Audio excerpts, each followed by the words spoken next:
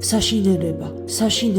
6 წლის ულამაზეს ლილიანას 4 წლის ბავშვის გონებრივი და ფიზიკური განვითარება აქვს. მისი წონა კი სულ რაღაც 14 კილოგრამია. სრულიად ჯანმრთელ ბავშვს 2 წლის წინ საშინელი ვირუსი შეხვდა. შედეგად კი ძნელად კონტროლირებადი ეპილეფსია განუვითარდა. ამას დაემატა სერიოზული პრობლემები გულზე, კუჭზე. ბავშვს თავის ისეთი ტკივილები დაეწყო, რომ გამაყუჩებელიც კი არ შველის და ბოლოს ყველაზე საშინელება. გაირკვა, რომ გოგონას განვითარების დონე თავის ასაკს 2 წლით ჩამორჩება. თვალებრიალა ბავშვს მხედველობაზე შეექმნა პრობლემები და ოპერაცია ესაჭიროება. თუმცა ახლა ყველაზე მთავარი ისაა, რომ გოგონა ძნელად კონტროლირებადი ეპილეფსიის შეტევებისგან განთავისუფლდეს, რადგან ეს საფრთხეს უქმნის არა მხოლოდ მის ჯანმრთელობას, არამედ სიცოცხლეს. საჭიროა ლილიანას საზღვარგარეთ გადაყვანა. პირველი ჯგუფის ინვალიდ დედას კი შესაძლებლობა არ გააჩნია. ახალგაზრდა ქალი ავთვისებიან სიმსივნეს ებრძვის. მას კარცინომა დაუდგინდა. მკერდიდან 16 ლიმფომა ამოუღეს, თუმცა მკერდის შენარჩუნება სამწუხაროდ მაინც ვერ მოხერხდა. რა ქნა საბრალო დედამ, სახლი გაყიდოს? რა თქმა უნდა, არც კი დაფიქრდებოდა, მაგრამ უბედურება ისაა, რომ გასაყიდიც კი არაფერი აქვს.